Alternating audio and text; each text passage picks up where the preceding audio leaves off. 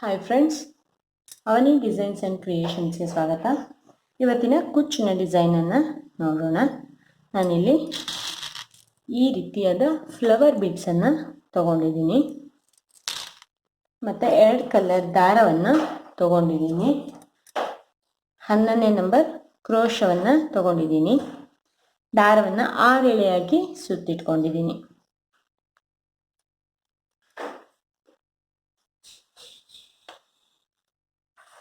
First 4 ಚೈನನ್ನು ಹಾಕಬೇಕು. 4 chain ಹಾಕಿ lock, 3 chain ಹಾಕಬೇಕು. 3 chain ಆದಮೇಲೆ ಮತ್ತೆ ಲಾಕು,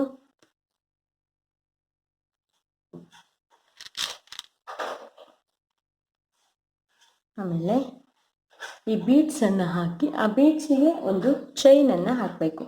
ಚೈನನ್ನು ಹಾಕಿ ಆ ಬೀಡ್ಸ್ ಎಲ್ಲಿವರೆಗೆ ಬರುತ್ತೆ ಅಂತ ನೋಡಿಕೊಂಡು ಅಲ್ಲಿಗೆ ಲಾಕ್ ಮಾಡಬೇಕು.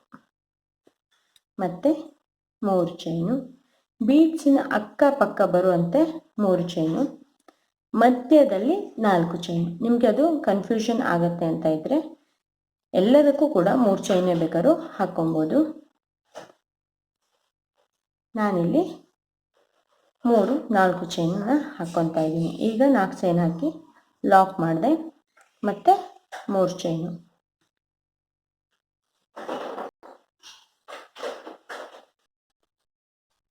ಬೀಡ್ಸಿನ ಅಕ್ಕ ಬರುವಂತೆ ಯಾಕೆ 3 ಚೈನನ್ನು ಹಾಕೋಬೇಕು ಅಂದರೆ ಅಲ್ಲಿ ಕಂಬ ಆ 3 ಚೈನಿಗೂ ಕೂಡ ಬರುತ್ತೆ ಅಂತ ಅಲ್ಲಿ 3 ಚೈನನ್ನು ಹಾಕೋಬೇಕು.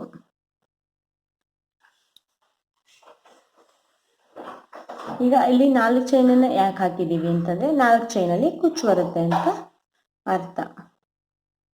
ಅದು ಸರಿಯಾಗಿ ಡಿಫ್ರೆನ್ಸ್ ಗೊತ್ತಾಗೋಕ್ಕೋಸ್ಕರ ನಾನು ಇಲ್ಲಿ 4, 3 ಅಂತ ಹಾಕೊಂಡಿದ್ದೀನಿ. ಇಲ್ಲಿ 4 ಚೈನು, ಇಲ್ಲಿ 3 chain, beads 3 chain, 4 chain, 3 chain, beads, ಮಧ್ಯದಲ್ಲಿ ಎಲ್ಲ ಕಡೆನೂ 3, 4, 3 ಥರ ಚೈನ್ ಬರುತ್ತೆ. ಫಸ್ಟು ಮತ್ತು ಲಾಸ್ಟಿಗೆ ಮಾತ್ರ 4 ಚೈನಿಗೆ ಎಂಡ್ ಆಗುತ್ತೆ. ಈಗ ನೆಕ್ಸ್ಟ್ ಸ್ಟೆಪ್ಪನ್ನು ನೋಡೋಣ.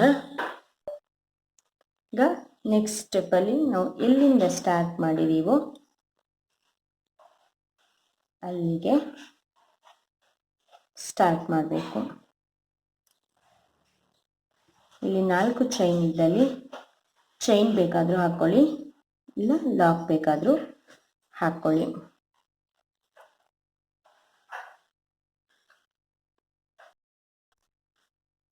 ಇಲ್ಲಿ ಲಾಕ್ ಇದ್ದಲ್ಲಿ ಲಾಕ್ ಮಾಡ್ಕೊಂಡಿದ್ದೀನಿ. ಈ 3 ಚೈನ್ ಇದ್ದಲ್ಲಿ ನಾವು ಕಂಬವನ್ನು ಬರೋ ಹಾಗೆ ನೋಡ್ಕೋಬೇಕು.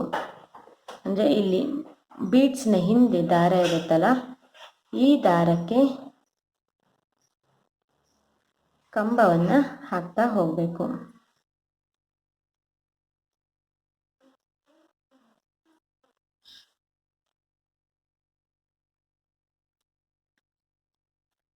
ಬೀಡ್ಸಿನ ಸುತ್ತ ಆರ್ಚ್ ಬರೋ ಥರ ಹಾಕಬೇಕು.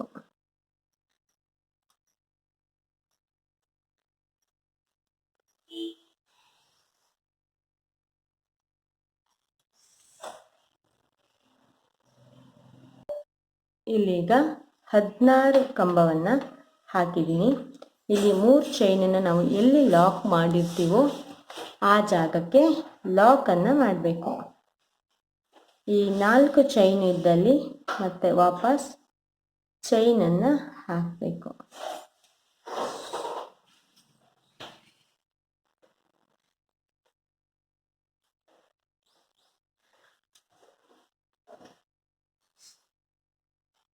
ಮತ್ತೆ ಈಗ ಬೀಡ್ಸ್ನ ಹಿಂದೆ ಇರೋ ದಾರಕ್ಕೆ ಮತ್ತೆ 16 ಕಂಬವನ್ನು ಹಾಕಬೇಕು.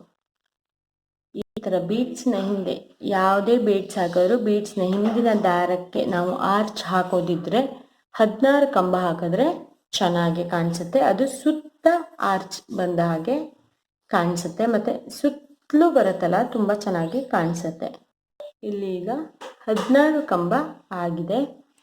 ಈಗ ನೆಕ್ಸ್ಟ್ ಅದೇ 3 ಚೈನನ್ನು ನಾವು ಎಲ್ಲಿ ಲಾಕ್ ಮಾಡಿರ್ತೀವೋ ಅಲ್ಲಿಗೆ ಲಾಕ್ ಮಾಡಬೇಕು. ಮತ್ತು ಈ ಚೈನ್ 4 ಚೈನ್ ಎಲ್ಲಿರುತ್ತೋ ಅಲ್ಲಿಗೆ 4 ಚೈನನ್ನು ಹಾಕಬೇಕು. ನೋಡಿ, ಈ ಸ್ಟೆಪ್ಪು ಇಷ್ಟು ಕಾಣಿಸುತ್ತೆ. ಇಷ್ಟೇ ಮಾಡಿದರೂ ಕೂಡ ಚೆನ್ನಾಗಿರುತ್ತೆ. ನಾನು ಇದಕ್ಕೆ ನೆಕ್ಸ್ಟ್ ಸ್ಟೆಪ್ಪನ್ನು ತೋರಿಸ್ತೀನಿ. ಇಲ್ಲಿ ಬೇಕಾದರೆ ಬೀಡ್ಸ್ ಕೂಡ ಹಾಕೊಬೋದು, ನಾವು ಥ್ರೆಡ್ ಕೂಡ ಹಾಕೊಬೋದು. ನಾನು ನಿಮಗೆ ಥ್ರೆಡ್ ಹಾಕಿ ಈ ಡಿಸೈನ್ ಹೇಗೆ ಕಾಣಿಸುತ್ತೆ ಅಂತ ನಿಮಗೆ ತೋರಿಸ್ತೀನಿ. ನೆಕ್ಸ್ಟ್ ಸ್ಟೆಪ್ಗೆ ಬೇರೆ ಕಲರ್ ಥ್ರೆಡನ್ನು ತಗೊಳ್ಳೋಣ. ಈಗ ನೆಕ್ಸ್ಟ್ ಸ್ಟೆಪ್ಪನ್ನು ಕೂಡ ನಾವು ಎಲ್ಲಿಂದ ಸ್ಟಾರ್ಟ್ ಮಾಡಿರ್ತೀವೋ ಅಲ್ಲಿಂದನೇ ಸ್ಟಾರ್ಟ್ ಮಾಡ್ಕೋಬೇಕು. ಫಸ್ಟ್ 4 ಚೈನ್ ಇದ್ದಲ್ಲಿ ಚೈನನ್ನು ಹಾಕ್ಕೊಳ್ಳಿ, ಇಲ್ಲ ಬೇಕಾದರೆ ಲಾಕನ್ನು ಮಾಡ್ಕೊಳ್ಳಿ. ಈಗ ಪ್ರತಿಯೊಂದು ಕಂಬದ ಮಧ್ಯ ಗ್ಯಾಪ್ ಇರುತ್ತಲ್ಲ, ಆ ಗ್ಯಾಪಲ್ಲಿ ಲಾಕನ್ನು ಹಾಕ್ತಾ ಹೋಗಬೇಕು.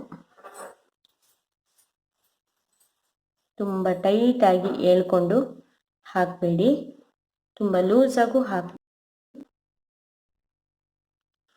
ನಿಧಾನಕ್ಕೆ ಹಾಕಿ. ಈ ಲಾಕ್ ಮಾತ್ರ ಸ್ವಲ್ಪ ನಿಧಾನಕ್ಕೆ ಹಾಕಿ, ನಾರ್ಮಲ್ ಲಾಕ್ ಹಾಕದಂಗೆ ಫಾಸ್ಟಲ್ಲಿ ಹಾಕೋಕ್ಕೆ ಹೋಗಬೇಡಿ. ಪ್ರತಿ ಹೋಲಿಗೂ ಕೂಡ ಲಾಕನ್ನು ಹಾಕಿ, ಮತ್ತು ನಾರ್ಮಲ್ ಲಾಕ್ಗಿಂತ ಒಂಚೂರು ಹೈಟಲ್ಲಿ ತಗೊಳ್ಳಿ.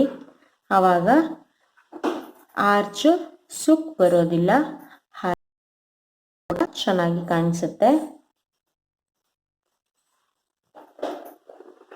ಟೈಟಾಗಿ ಮಾತ್ರ ಹಾಕಕ್ಕೆ ಹೋಗಬೇಡಿ.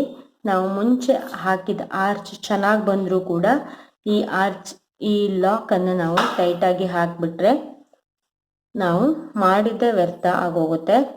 ಅದಕ್ಕಾಗಿ ನಿಧಾನಕ್ಕೆ ಹಾಕ್ಕೊಳ್ಳಿ. ಲೂಸಾಗಿ ಹಾಕ್ಕೊಳ್ಳಿ. ಲೂಸಾಗಿ ಅಂದರೆ ತುಂಬ ಲೂಸಾಗಿ ಹಾಕಿ ಆರ್ಚನ್ನು ಹಾಳು ಮಾಡ್ಕೊಬೇಡಿ.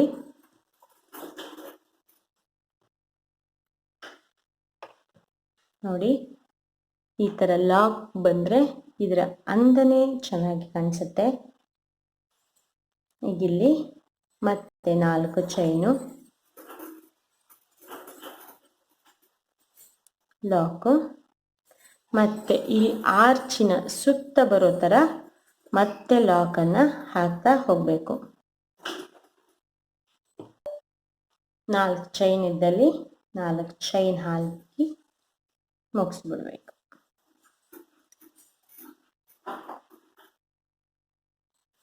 ನೋಡಿ, ಹೀಗೆ ಕಾಣಿಸುತ್ತೆ. ಇದು ನಾವು ಲಾಕ್ ಹಾಕಿರೋದು ನೀಟಾಗಿ ಬಂದರೆ ಈ ಡಿಸೈನ್ ಕೂಡ ತುಂಬ ನೀಟಾಗಿ ಕಾಣಿಸುತ್ತೆ. ನಾವಿಲ್ಲಿ ಬೇಕಾದರೆ ಸ್ಟೋನ್ ಚೈನನ್ನು ಅಂಟಿಸ್ಕೊಬೋದು, ಬೇಡ ಹೀಗೆ ಇಟ್ಕೊತೀನಿ ಅಂದರೂ ತುಂಬ ಚೆನ್ನಾಗಿ ಕಾಣಿಸುತ್ತೆ. ಈ ಡಿಸೈನಿಗೆ ಈ ರೀತಿ ಬೀಡ್ಸೇ ಇದಕ್ಕೆ ಲುಕ್ ಆಗಿ ಕಾಣಿಸುತ್ತೆ. ನೀವು ಈ ರೀತಿ ಬೀಡ್ಸ್ ಸಿಕ್ಕಿಲ್ಲ ಅಂದರೆ ನಾರ್ಮಲ್ ಇದೇ ಸೈಜ್ ಒಂದು ನಾರ್ಮಲ್ ಫ್ಲವರ್ ಬೀಡ್ಸನ್ನು ತಗೊಳ್ಳಿ, ಅದು ಕೂಡ ನಿಮಗೆ ಚೆನ್ನಾಗಿ ಕಾಣಿಸುತ್ತೆ.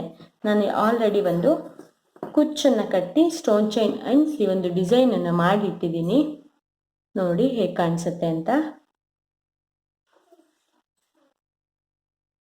ಇಷ್ಟ ಆಯಿತು ಅಲ್ವ ಫ್ರೆಂಡ್ಸ್? ಈ ಲಾಕನ್ನು ಮಾತ್ರ ನೀಟಾಗಿ ಹಾಕ್ಕೊಳ್ಳಿ, ಆವಾಗ ನಿಮಗೆ ಈ ಡಿಸೈನ್ ಕೂಡ ತುಂಬ ಚೆನ್ನಾಗಿ ಕಾಣಿಸುತ್ತೆ.